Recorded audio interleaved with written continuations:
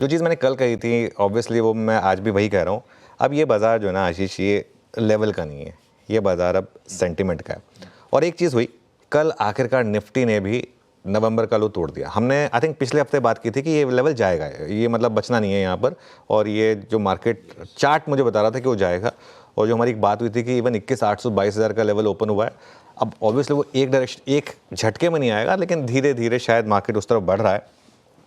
Bank Nifty already नवंबर के लो से काफ़ी नीचे है, मेरे ख्याल से 4 या 5% नीचे है बैंक निफ्टी नवंबर के लो से। लेकिन एक चीज़ मैं आपको बताऊं, इस समय असली दिक्कत निफ्टी या बैंक निफ्टी नहीं है, ठीक है। बैंक निफ्टी कुछ हद तक है क्योंकि ये सब इस महीने बैंक निफ्टी 5% गिरा है, लेकिन निफ्टी और बैंक निफ्टी ना देर सवेर अपने ऑल टाइम हाई पर आ ही जाएंगे। ये मतलब हमारा एक ट्रेंड रहा है मार्केट का पिछले 20 साल का, जो पिछले 20 साल का रहा है वो आगे भी रिपीट होना है, उसमें कोई वो इशू नहीं है। असली दिक्कत कहाँ पर है? असली दिक्कत है लोगों के पोर्टफोलियोज़ की। इस समय मिड कैप और स्मॉल कैप में पेन है, और वो पेन किस लेवल का है मैं आपको नंबर में बयां कर रहा हूँ इस समय। अब वो टेबल आएगी आपकी स्क्रीन पर। इस महीने निफ्टी गिरा है 2.3%। अब किसी भी महीने निफ्टी 2.3% गिर सकता है, कई बार तो एक दिन में निफ्टी 2% गिर जाता है। क्या बुरा है? उसके बाद की टेबल देखिए आप, और ये हमें रोज बरोज रियलाइज़ नहीं होता, लेकिन जब आप एक बार एग्रीगेट में देखते हैं तो रियलाइज़ होता है।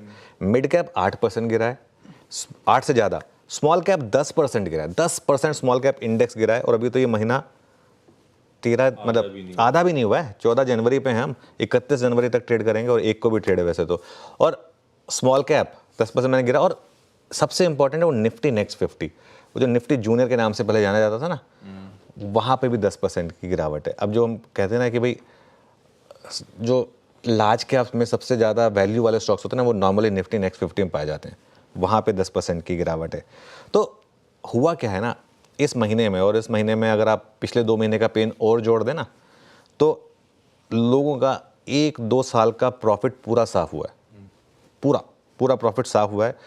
स्पेशली वो लोग जो मोमेंटम चेज कर रहे थे और जिन्होंने ऐसे ऐसे स्टॉक्स हायर लेवल पर लिए थे। इनमें से 1-2 एग्जांपल मैंने दिए भी थे, जैसे जोमेटो या बारी के, है ना, उनका बहुत बुरा हाल है। और अब हम उस स्टेज पर आ गए हैं जहां पर फॉरगेट अबाउट आप स्टॉक मार्केट से पैसा बना रहे हैं, आपके घर से पैसा जा रहा है। लेवरेज पे अगर आप हैं तब तो आप बिल्कुल इस मार्केट से ना सिर्फ आउट हैं, बल्कि आपका हो सकता है कुछ एफडीज वगैरह भी टूट गई हों, मार्जिन कॉल भी आ गए हों। ये सब हुआ है मार्केट में पिछले 1 महीने में। और एक और सवाल है लेकिन इसके बीच में आशीष, कि इस मार्केट में आखिरकार हो क्या रहा है, बेच कौन रहा है, कहाँ से सेलिंग आ रही है इतनी?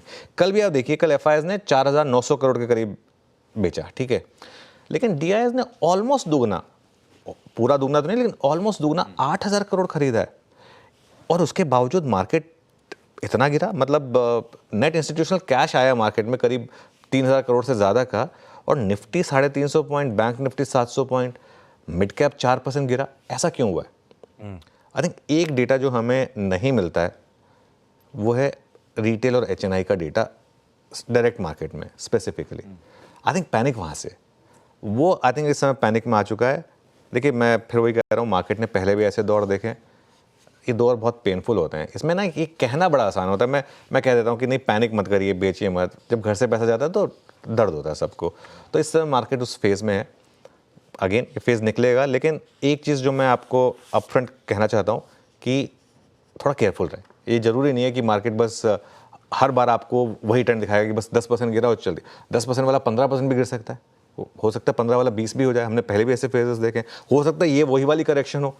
तो इसमें हाँ, लेकिन इसमें अगर आप डिसिप्लिन रहेंगे, वो डिप और सिप वाला अगर फॉर्मेट रखेंगे अच्छे स्टॉक्स में, तो इवेंचुअली जब भी बॉटम होगा तब मार्केट आपको पैसा बना के देगा। लेकिन अभी के लिए तो दिक्कत है।